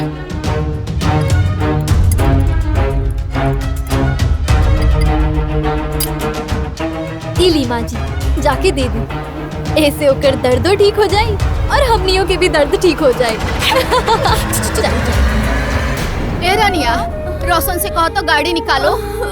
ठीक बा दादी। अम्मा जी, हाय ले दूधवा पिया दे, आराम हो जाए। ए बेटी, पहला दूध पी लो। भौजी, अरे पी ले तू ना। पी ली ना, आराम हो जाए। ना दीदी ना, हम दूध ना पी पाए। बहुत हमरा पेट में बहुत दर्द होत बा। डॉक्टर के दिखावे के ही पड़ी लागत। पी ली ना, आराम हो जाए। ना दीदी, हमार मन बिल्कुल नहीं के, हमार पेट बहुत दुखाता।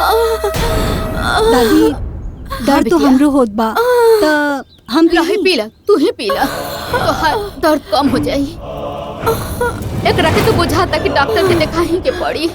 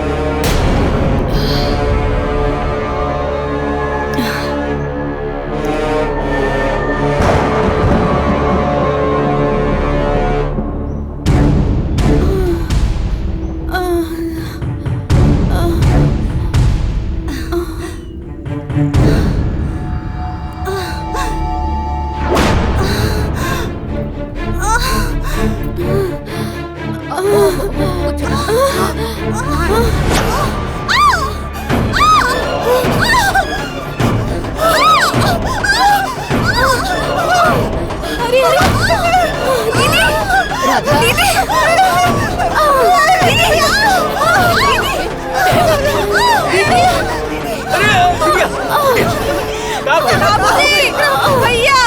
अब बताओ कब? अरे कब होइल रे? भैया कब?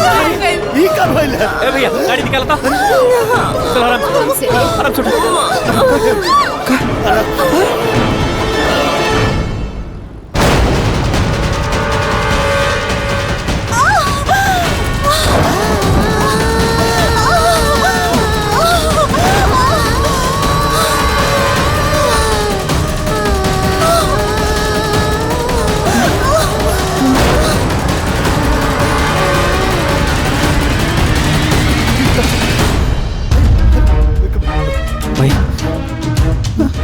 डॉक्टर साहब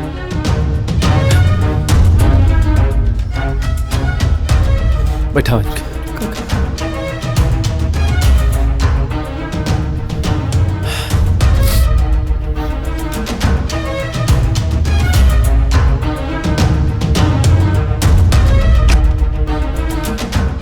मधु के गार्जियन, ये मेडिसिन ले आइए जल्दी से। हम रख दो, हम लेके आओ। तनी मेडिसिन लाए? हम तवरत हुई ना, हम अपने बेटी के देख सकते हैं। हमरा के देख ली थी हमरे बेटी, हमारे हाथ टेढ़ो जाए, हम मर जाए, हम हाथ छोड़ते नहीं, देख ली थी। अलाउड तो नहीं है, पर आप आ जाइए।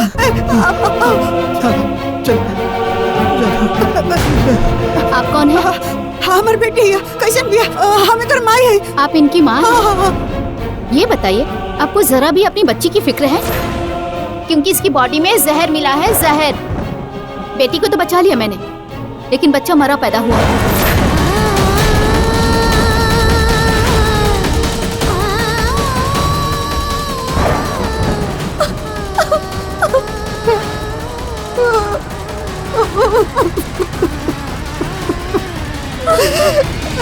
रोके ड्रामा क्यों कर रही हैं? ये बताइए, इन्होंने जहर कैसे लिया? मैम, मधु को बेटा हुआ है। अब मधु कैसी है? पेशेंट बेहोश है, लेकिन बच्चा सही है। ठीक है, उसका ख्याल रखो, मैं आती हूँ। ओके मैम। डॉक्टर साहब, एगो एहसान हमरा पे करे। हमारा बेटी के नैहर में बच्चा भाई, वो हमारा ससुरा जाई तो एकरा के जिए ना दिए सर। एक ससुराल एकरा के मुआ दिए सर। अगर खाली गोद हो जा गई तो डॉक्टर साहब, मधु के बेटा हमरा बेटी के गोद में डाल दी। ये क्या बकवास कर रही हो तुम? रुआ, जितना पैसा मांगे हम दे दे। पागल हो क्या तुम? मैं ऐसा नहीं कर सकती। 1 लाख। क्या बोल रही हो? 2 लाख। अरे 3 लाख। ऐसा नहीं हो सकता। 5 लाख। 10 लाख।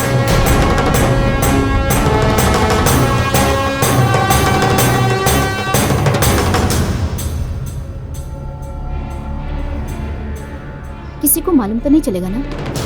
ना, बिल्कुल ना। रघुआ हमारा राज अपने दिल में दफन कर दे, हम राव राज अपना दिल में दफन कर दे। केहू ना, केहू के पता ना चली। हाँ हाँ, केहू के ना। हाँ।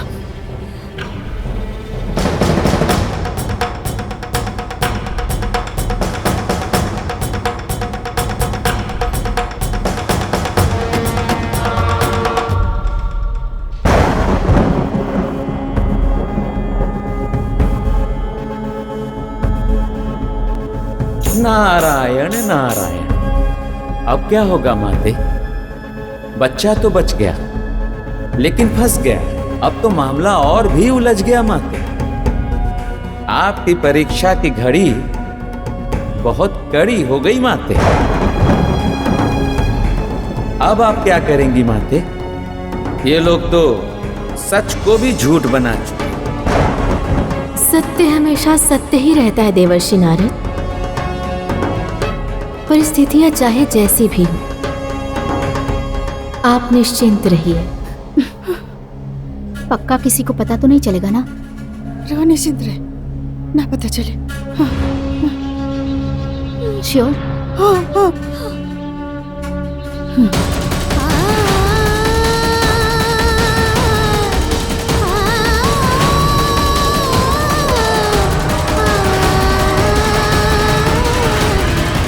बच्चा के बारे में केहू के पता ना चले के चाहे, बुझाए?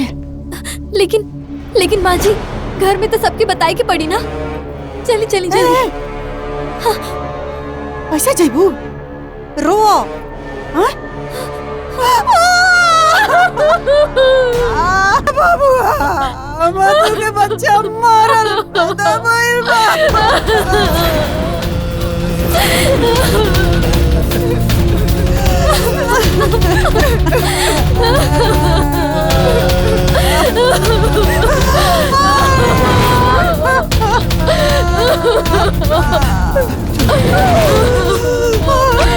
मधु को होश आ गया है, आप लोग जल्दी चलिए।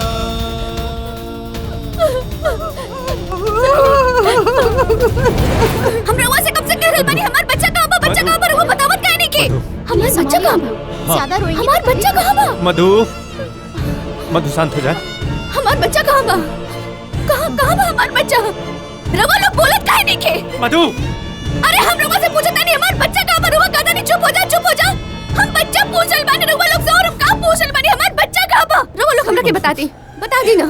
हाँ शांत हो जा, शांत हो जा। बच्चा बताई ना, हमार बच्चा कहां बा? हे बेटी चुप हो जा बिटिया, विधि के विधान के आगे केहू के न चलेला। चुप रही बाबूजी, रउआ कुछ भी गलत सलत मत बोली।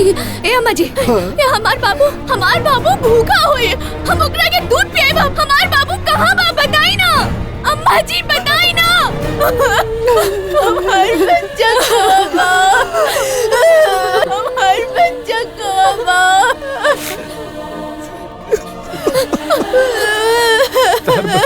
दुनिया में आवे से पहले ही साथ छोड़ दिया।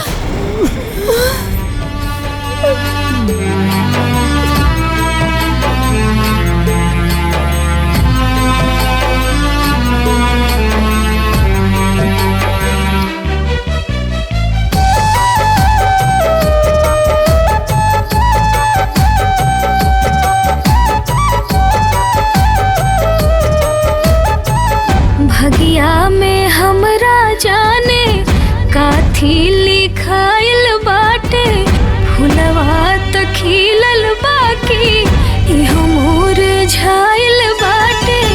गोदिया में आके कहाँ हेरैला हिरवा हो, उड़ के कवने बनवा तू गइला सुगवा हो।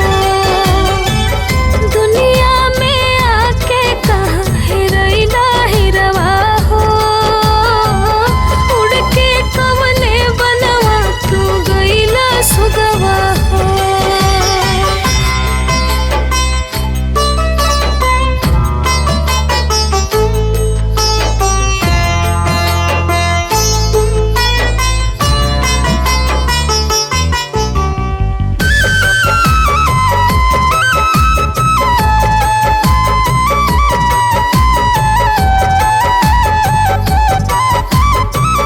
विधना त दिहले हमके खुशी वाला दिन हो, ओह खुशहाली हमसे लिहला तो छीन हो।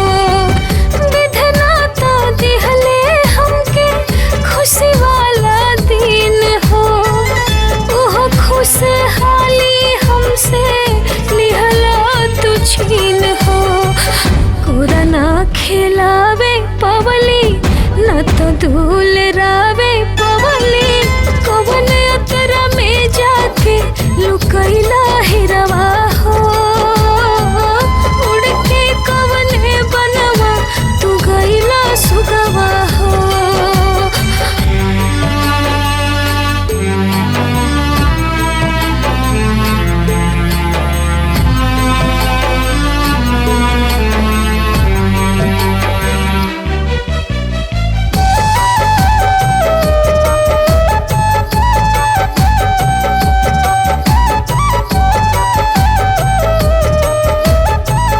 जुगती लगाई कवन कैसे तोहके पाई, अचरा ओढ़ा के तोहके दूधवा पियाई। जुगती लगाई कवन कैसे तोहके पाई, अचरा ओढ़ा के तोहके दूधवा पियाई। हमरी किस्मतिया फूटल, जिंदगी में धुआवा उठल, जाहे के रहे त काहे पहिला हिरवा हो, उड़ के कवने बनवा तू गइला सुगवा हो।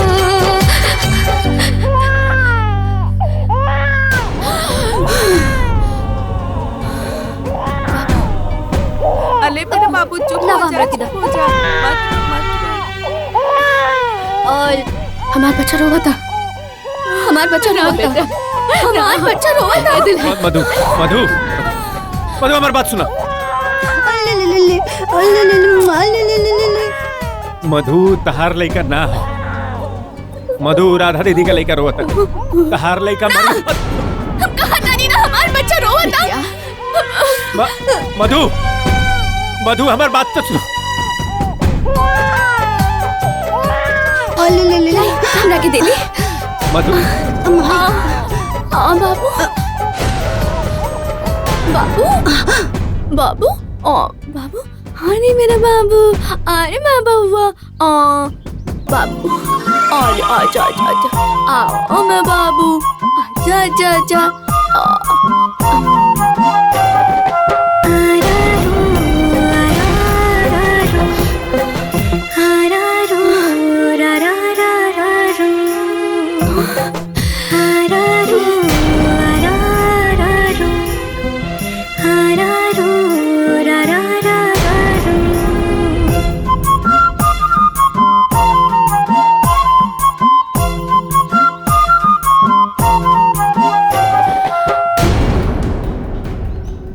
एकरा गोदी में जाते बच्चा चुप हो गई, दूधो पिए लगल।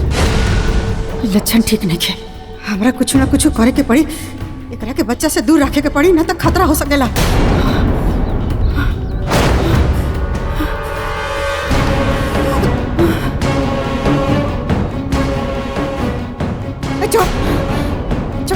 अम्मा जी रुक जाइए ना, रुक जाइए ना। चुप चुप अम्मा जी, चुप चुप चुप हो जा।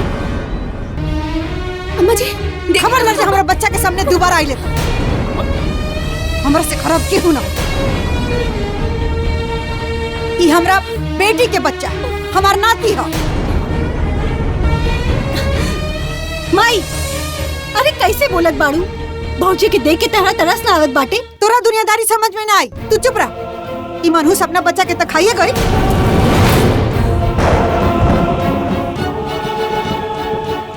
तोरा बच्चा के खा जाए।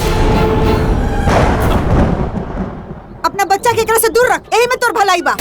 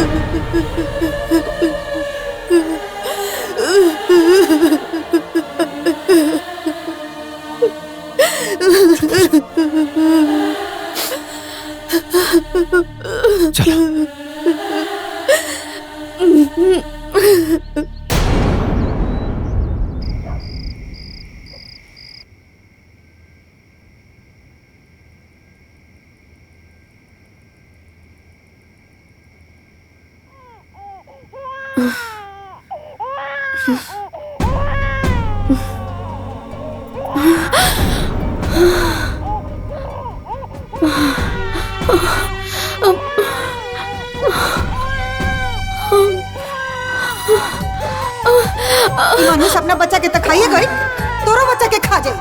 अपना बच्चा के एकरा से दूर रख, यही में तोर भलाई बा।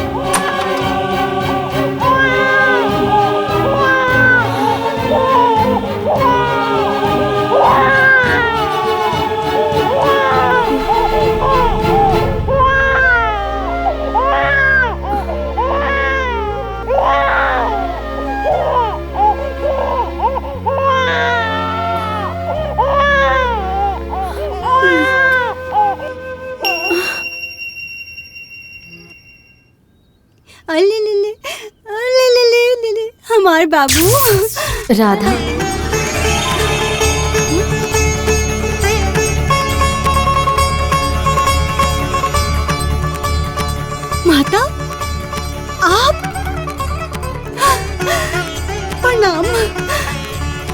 सौभाग्यवती भव। बच्चे के साथ खुश हो राधा?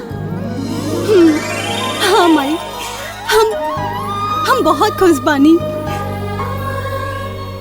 ई बच्चा के अइला से हमार सोनी गोद भरा गई, हमार जिंदगी उजियार हो गई। हम बहुत खुश बानी।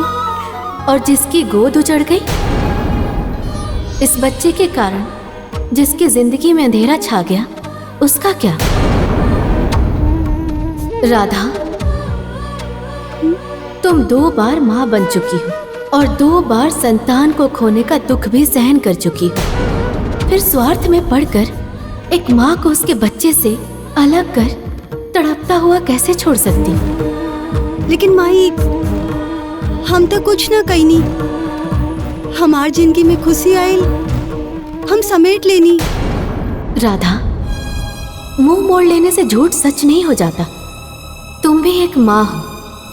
माँ के दर्द को समझो। किसी की गोद उजाड़कर अपनी गोद सजा लेना सही बात नहीं है।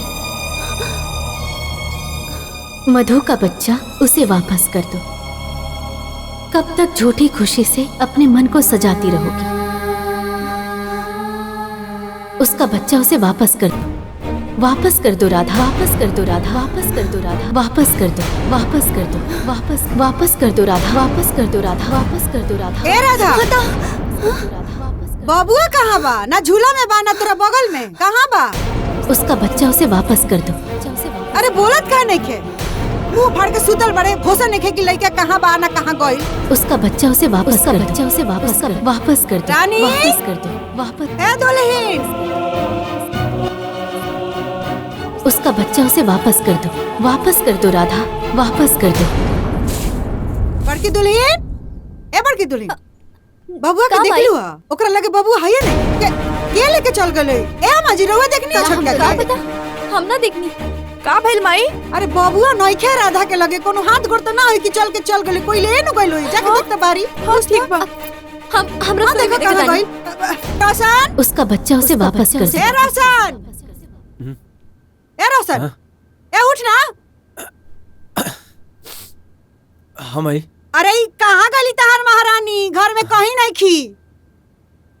होइहा नहीं है कहीं माई। घर में कहीं नहीं खे। चल जल्दी देख कहाँ बिया। भैया दीदी के लेकर देखनी है। बाबूजी दीदी के लेकर नहीं मिलत। चल चल चल। आई बाबूजी। मधु, हे भगवान, बाजी बाजी मधु ऐजा नहीं खे। उसका बच्चा वापस कर दो राधा। बाजी वापस कर दो। मधु रसोई में नहीं खे। बच्चा वापस कर दो राधा, वापस कर दो। उसका बच्चा। अरे बाप रे बाप, हमरा जन बात के डर रहे हुए हो गए। अरे भइल का? माई आखिर भइल का? अरे भइल का बा? हमरा बबुआ के लेके उकुलछनी भाग गई। घर में नहीं थे। हमार बेटी यहीं खड़ा बिया। और लड़का लेके भाग गई, पता न कहां लेके गई है। दादा हमार करे जब हमार बात तो सुन। लेकिन मधु इतना काहे खातिर करी है? काहे ना करी है? ऐसे करिए कि अपन बच्चा तो खाइए गली, हमरा बेटियों के बच्चा खा जाइए, एक खातिर करी है। बाप रे बाप, हमरा कहीं होई खोजल हो? हाँ, यही घर में ना हुई है। लता, तू और रानी खोजा लो। बाबूजी चल चल चल बेटा। मधु, मधु, भाभी, है नहीं की है ना? भाभी, उसका बच्चा वापस कर दो राजा। वापस कर दो। वापस कर दो। वापस कर दो। वापस कर दो। मधु का बच्चा वापस कर दो राजा। वापस कर दो। वापस कर दो। वापस कर दो। उसका बच्चा वापस कर दो राजा। वापस कर दो राजा। वापस कर दो राजा। वापस कर दो राजा। मधु का बच्चा वापस कर दो राजा। वापस कर दो। वापस कर दो। वापस कर दो। वापस कर दो। वापस कर दो। वापस कर दो। अरे भगवान, कोई नहीं के मिले तो मैं का बाजी रसोई में नहीं खे। ए बाबूजी देखला हमारा बा? ना बेटा होने नहीं खे। अंदर वो नहीं बा। ए भगवान, अब का होई? हमरा जन बात के डर रहे हुए हो गई। मैं चुप। अरे कहाँ ले गई लोई? अरे कहाँ ले गई हमरा लड़का के? दादा मधु,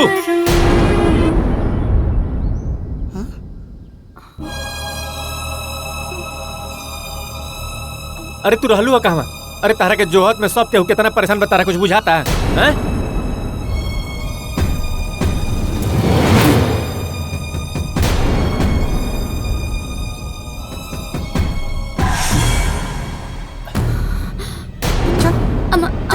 अम्मा जी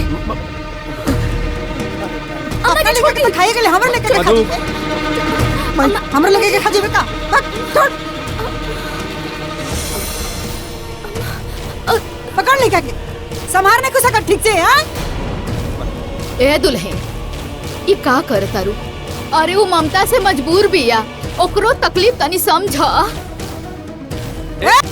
खबर ले हमरा लेके के छुले मधु मधु देखिए अम्मा जी, देखिए कर लू रक्षण कोनो ना कोनो उपाय कर करे के पड़ी, हम कहत नहीं हां माई। मधु मधु मधु हमारी बात सुन ध्यान से, दिमाग खराब बता। ई जवन लइका बाटे ई दीदी के लइका, और तारा से बार बार कहतन तहार लइका मर गेल बा। कुछ भी कहता नहीं रहुआ, हट। ए कटरा आगे तक घर से निकल चल अम्मा जी का करता नहीं चल। अम्मा जी हमार बच्चा हमरा के दीदी पीछे है, रहुआ कुछ भी करी। नहीं नहीं चले जैसे चल बस बहुत हो गई, अब बर्दाश्त के बाहर हो रहल बा। एगो माई के ममता बहुत जलील हो गई, अब हम ही ना होके दे। भाऊजी के बच्चा मरल ना बाटे,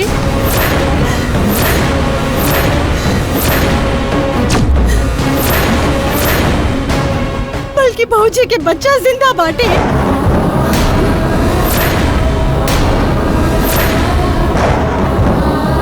ये का कहत रू? ऐसा कैसे हो सकेला? अगर पतोहू के बच्चा जिंदा बा त केने बा? बतावे तानी।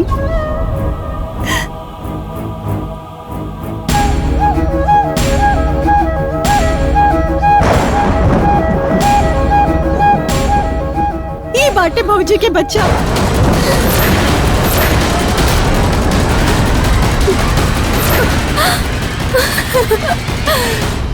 तोर दिमाग खराब हो गइल पका, पगला गइल बाटे। अनाप शनाप बकतर अनाप शनाप ना बोलत बानी, बल्कि हम तो बिल्कुल सच बोलत बानी। ए दीदी अब हम पगला जी, तू साफ साफ बताओ कि बात का बटे। हाँ भाई बोल ना, बोल। बतावे तानी। डॉक्टर साहब, मधु के बेटा हमरा बेटी के गोद में डाल दी। ये क्या बकवास कर रही हो तुम? 1 लाख, 2 लाख, 3 लाख, 5 लाख, 10 लाख।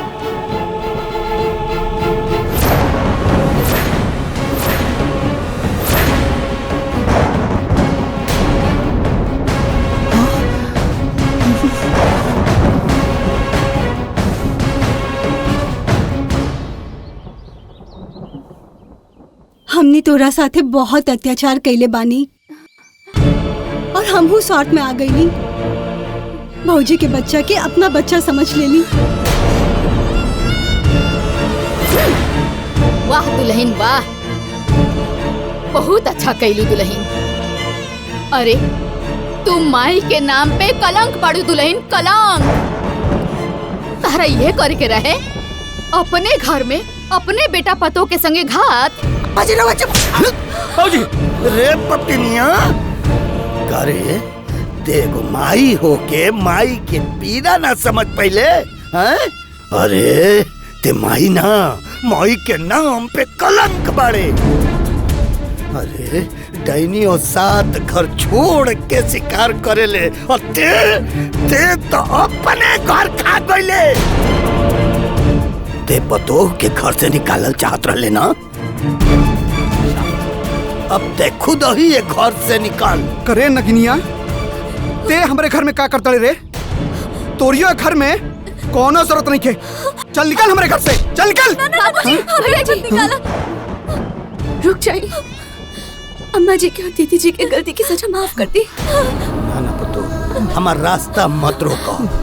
ई कुल खाते नहीं है, घर में रहे लायक नहीं के। एक करनी के सजा आज के मिले के चल। बाबूजी ना बेटी मत रोको। बाबूजी एक बार हमरा खातिर अम्मा जी के दीदी जी के माफ कर दी। ना बेटी ना। बाबूजी रउआ के राउत पोता के कसम छोड़ दी भैया जी, छोड़ दी।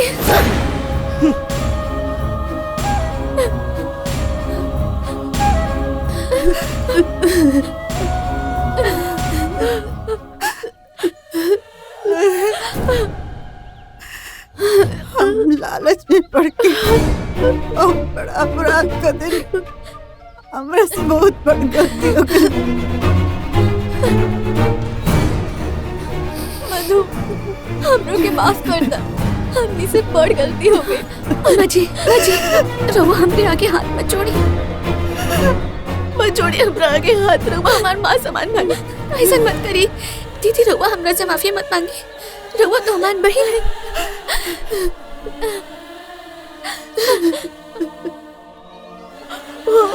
बाबू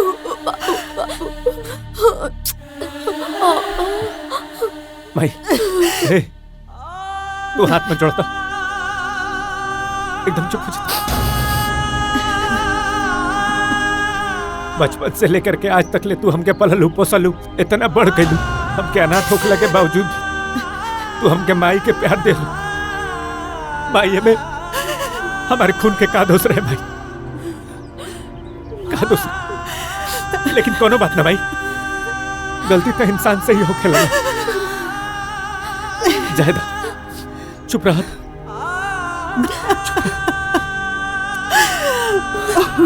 भौजी हमरा आंख में ममता के पर्दा पड़ गई रहे। हमरा से बहुत बड़ गलती हो गई। हमरा के माफ कर दी भौजी, हमरा के माफ कर दी। हमरा से बहुत बड़ पाप हो गई, हमरा के माफ कर दी। रउआ जोन भी कहीं ममता के कारण कहीं, रउआ माफी मत मांगी। जैसे रउआ हमार गोदी भर देनी ना, वैसे हम छठ माता से राउर खातिर विनती करो। छठी मैया राउर गोदी जल्दी भरते। हे छठी मैया, हमरा दीदी की गोद जल्दी भर दी, जल्दी भर दी। आपके भक्त ने तो आपको बहुत बड़ी दुविधा में डाल दिया माते। अब आप क्या करेंगी? भक्त की इच्छा जरूर पूरी करनी पड़ेगी।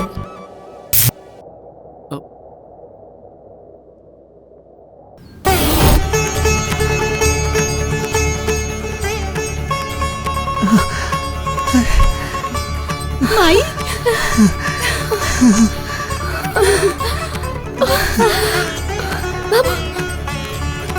इस दुनिया में आज तक सभी लोग अपने बारे में मांगते हुए आए हैं।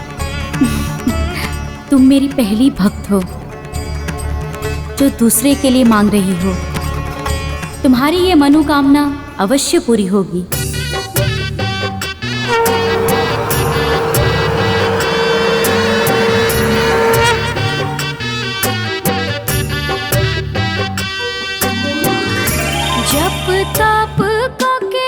देख रहे हैं देवऋषि नारद, इसलिए ना छठी मैया को संतान की देवी कहा जाता है। नारायण नारायण, जय छठी मैया। जय हो छठी मैया। छठी मैया की जय।